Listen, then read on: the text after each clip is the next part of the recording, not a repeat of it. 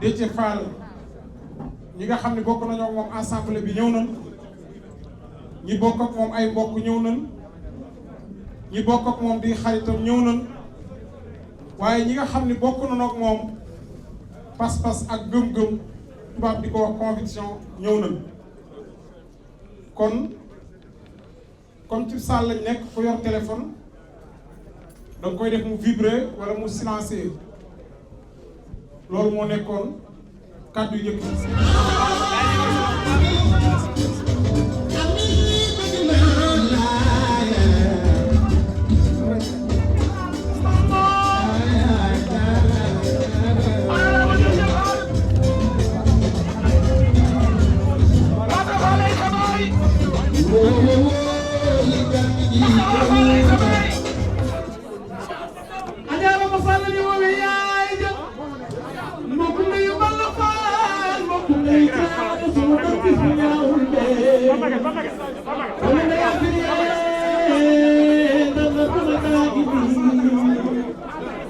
mu mel ne docteur Abdourahmane Diouf teew na léegi lan ñu may déglu actuellement muy ko doxalee nii rek tubaab fu war a wax rek dina la jox kàddu mais bu ko doxalee nii sorxo day am ndax ay kilifa toog te temps dafa cher jamono bi jamono bu ñu yàgg fenn dañoo bëgg mu gaaw. Le moment est historique. Voici donc venu le jour où notre jeune frère, l'honorable député Déthié Fall, envisage de faire amorcer à sa carrière politique, j'allais dire sa si brillante carrière politique, un nouveau tournant. Un nouveau tournant pour servir le Sénégal. Un nouveau tournant pour servir la patrie. Un nouveau tournant pour renouveler son engagement sans faille au service de la République, de la démocratie et de la défense des intérêts supérieurs de la nation sénégalaise. Oui, c'est vrai, le moment est historique. Notre pays, le Sénégal, vient de traverser des moments complexes. Moments complexes qui ne sont que la résultante du mal-vivre de nos populations. Les enjeux sont donc clairs. Les urgences clairement identifiées. Mais le peuple sénégalais debout s'est mobilisé et s'est engagé à ne ménager aucun effort afin que la République puisse triompher, afin que l'état de droit puisse triompher, afin que la justice puisse triompher. Quand dans notre pays, on évoque ton combat pour le Sénégal, le maître mot qui revient, c'est la dignité, c'est les valeurs, c'est l'honneur, c'est ton engagement pour le Sénégal. C'est pourquoi il me plaît de te féliciter. De féliciter tous les compatriotes qui ont choisi ensemble avec toi de cheminer dans l'édification de cette nouvelle destinée, ô combien brillante, et nous le savons, que tu engages pour le Sénégal. Ku xool mbooloo mi tey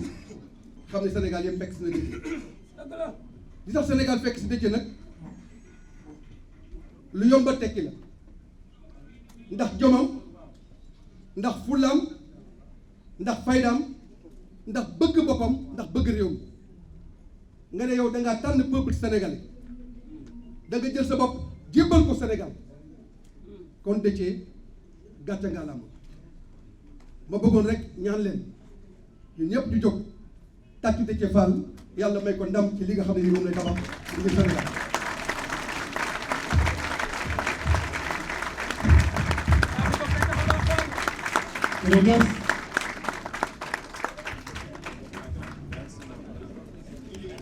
kenn nuru bi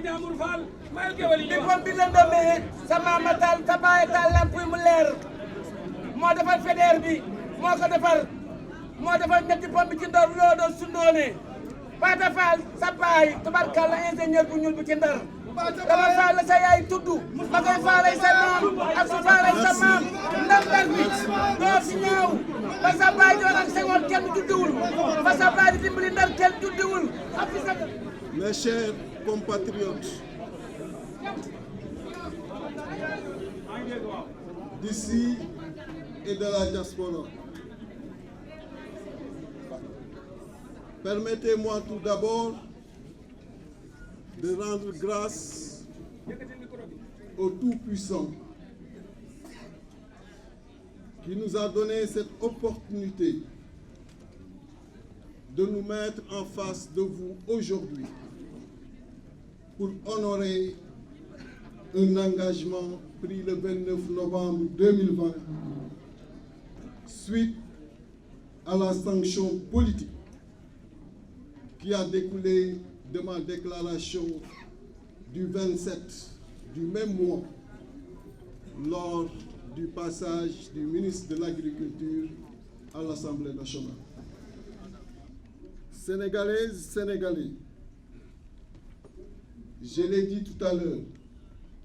vous avez tous suivi de très près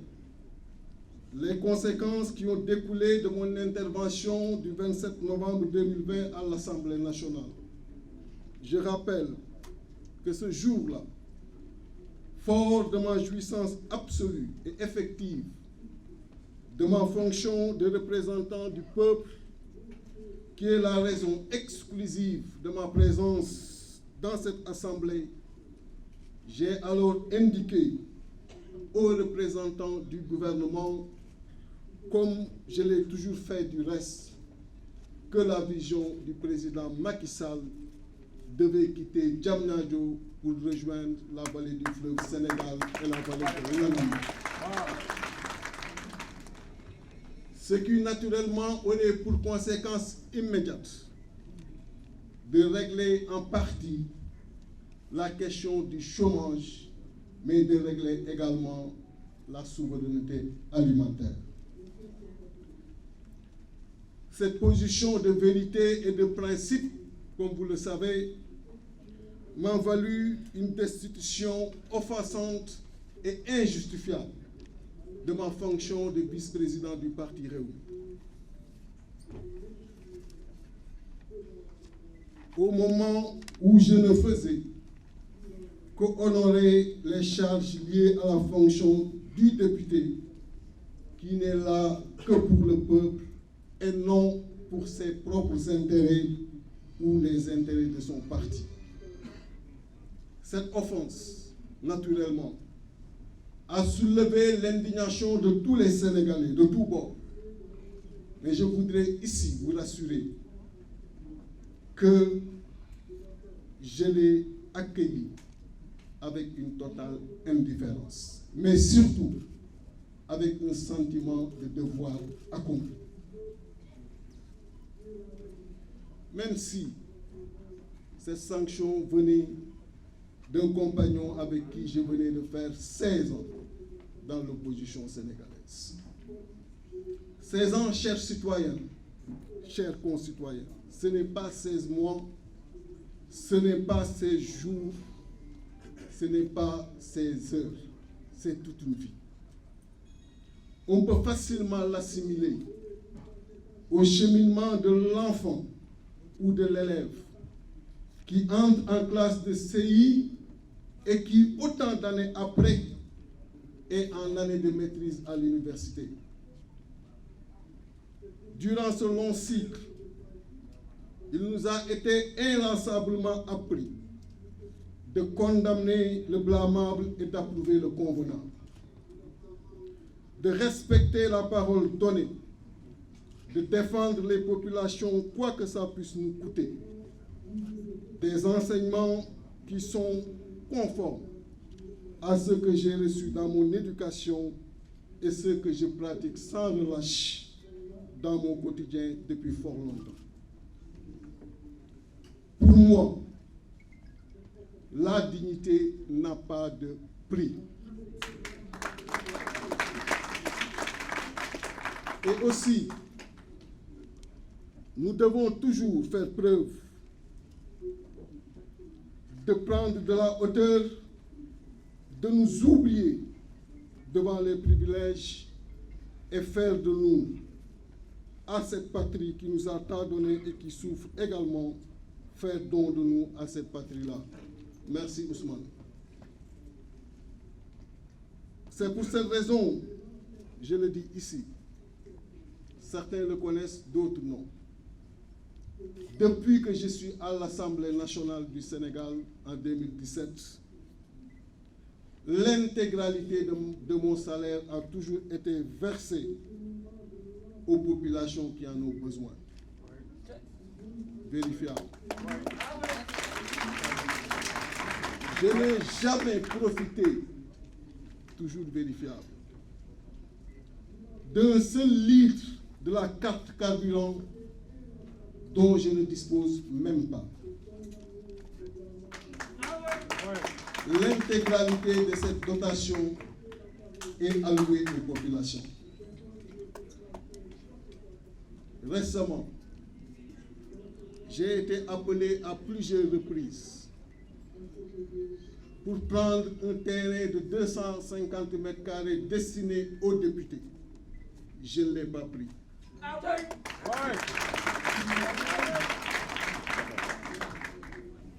jataay bi nga xam ni li ko tax a jóg mooy respecter kàddu bi nga xam ni joxoon naa ko askan wi ginnaaw le 29 novembre bi nga xamee ni am na ay décision yu jógee ci parti bi nga xam ni tey assemblée bi ma jëlee parole wax fa kàddu yooyu daf leen neexul yàlla dafa def le 27 novembre Assemblée nationale ministre de l'agriculture jaar fa bi mu ñëwee lenn rek nekk sama bopp mooy assemblée bii ma ñëwuma fa pour sama cëggalu bopp ñëwuma fa pour représenter parti dama fa ñëw pour représenter askan bi moo tax mënuma sukkandiku ci lëngoo bu bees ba fàtte askan boobu te duma wax luy seen jafe-jafe moo tax bi ministre bi ñëwee dajeeg jamono jooju immigration clandestine bi mbëkk mi tàmbali wat sonnal loolu réew mi ma ni ko boo demee ci président Macky Sall nga ni ko ne vision jóge Diamniadio fekki vallée du fleuve Sénégal fekki vallée de l'Anambé ndaxte loolu dina mën régler xëy mi mais tamit dina tax ñu am suñu souveraineté alimentaire maanaam li ñuy lekk ci biir réew mi ñu bàyyee ko ci biir réew kooku yaakaar naa ay tàccu laa ci waroon am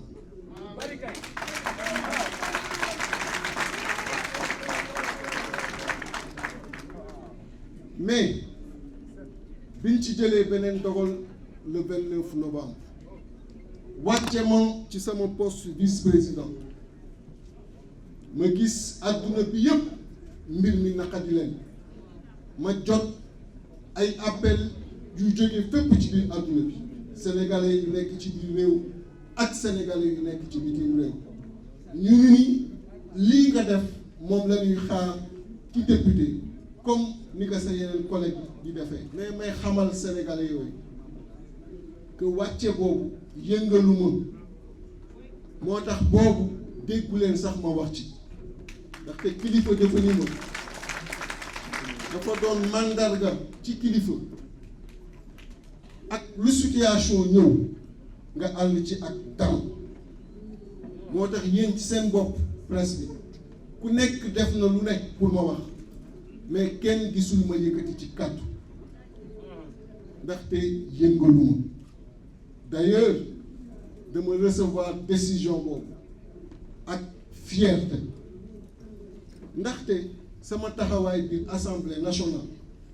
dara waralu ko lu dul askan bi te askan bi danoo sonn bëgg ñu leen taxaw xam loolu tamit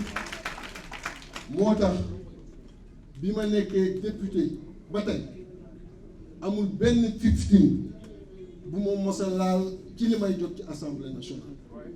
loolu lépp ci loxo Bako lay jaar dem ci askan bi ma nekkee député assemblée nationale ba fii may wax ak yéen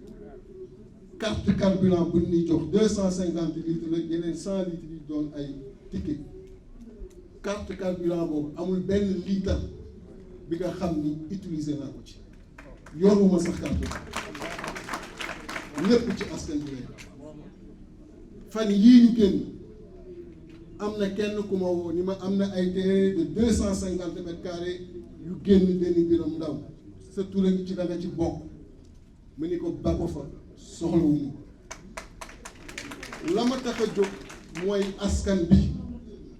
parce que damay liggéey depuis ñaar fukki at nekk ci secteur privé bi kon mënuma tey di rëññee loolu mënuma di rëññee conviction politique yooyu taxaw rek jàkkaarloo ak jafe-jafe askan bi mooy li ñu wax te tey dafa yegsi acteurs politiques yi dirigeants politiques yi gëm seen bopp nekk ci yitte askan bi pour taxawal liggéey boobu gën ko jëmmal moo tax ak ñi nu àndal ci biir réew ak ci bitim réew macha allah muy sénégalais yu takku moo tax ñu jóg taxawal parti bu ñu tuddee parti républicain pour le progrès PRP diisoo ak askan pour que ensemble ñu mën jublu ci prospérité ci jàmm te fan yii ñu jëm parti boobu fas yéene nañ ko taxawal ci 552 communes yi nekk Sénégal yépp ak ci réew yi nekk di diaspora yépp bëgg nañu mois de décembre bii ñu jëm ñu taxawal congrès bu parti bi di leen wax ni am nañu mbégte bu rëy rëy di jéggalu ci li mbir mi yéex a tàmbali mais xam leen ni daal suñu xol lan leen def comme ni ngeen ñu defee ci seen biir xol di leen gërëm di leen sant wasalaam merci. Imam waaw ginnaaw ba ñu ñëwee fii Fan City fekkee déclaration Déthié Fall ginnaaw loolu mu lancé parti politique am lan mooy sa première réaction. waaw sant yàlla bu wér julli ci yonent bi sallallahu alayhi wa sallam man tey dama fi ñëw ci turu Cheikh Abdou Mbacké ànd ak délégation bu mag mu yabal ñu xam ngeen ne bis bi dafa coïncider ak Daaru Muxti màggalu Daaru Muxti waaye kon Cheikh Abdou moom moo fi ñëw teewal fi boppam ma ñëw fi mu yabal ma ak fukki sëti Serigne Touba laa àndal ñu ñëw fekke si bisu Déthié Fall bi parce que Déthié Fall dafa nekk ci yoonam parce que réew rawatina réew mu mel ni Sénégal li ñu fi miin mooy pouvoir day doxal opposition taxaw di opposé wu moom mu àndoon ak ku ñuy wax mburoog soow dem ba gisatul boppam ci mburoog soow mu ber aw yoonam kon liñ koy souhaité rek mooy ñu ngi koy wax bonne chance waaye di ko xamal ni réew mi kenn moomu ko Sénégalais yi ñoo ko moom te ku leen wax lu leen convaincre ñu jox la say carte maanaam ku leen wax lu leen convaincre ñu jox la seeni carte kon ñu ngi koy wax jàngatee encore taxawaay opposition parce que ci biir salle bi gis nañu opposition bi cat ba cat amul ku des mu mel ni figure yu gën a marquant ci opposition bi yëpp ñëwoon nañ fi loolu noo ko jàngatee. waaw loolu dañ ci sant yàlla bu baax parce que réew dafa war a am opposition di leen ci sant tax Sénégal boo xoolee depuis 2012 ba tey amuñu benn opposition bu def benn bloc loolu tey moom lañ fi gis benn opposition bu def benn bloc taxaw pour di revendiquer li nga xam ni mooy seen i sañ-sañ ak seen i àq te loolu dañ leen di wax ni mooy seen force parce que l'islam dañuy wax ni al jamaatu rahma wal furqatu azab bu ngeen àndee rek yërmandeel waaye bu ngeen tàqalikoo musiba la kon nañu ànd parce que li fi nekk ku ko fi bëgg a jëlee il faut ñu def benn bloc mbir mi du ñaari combat benn combat rek la mooy le président Macky Sall Sénégalais yi ñoo ko fal jox ko ñaari mandat desee la tuñ ko dara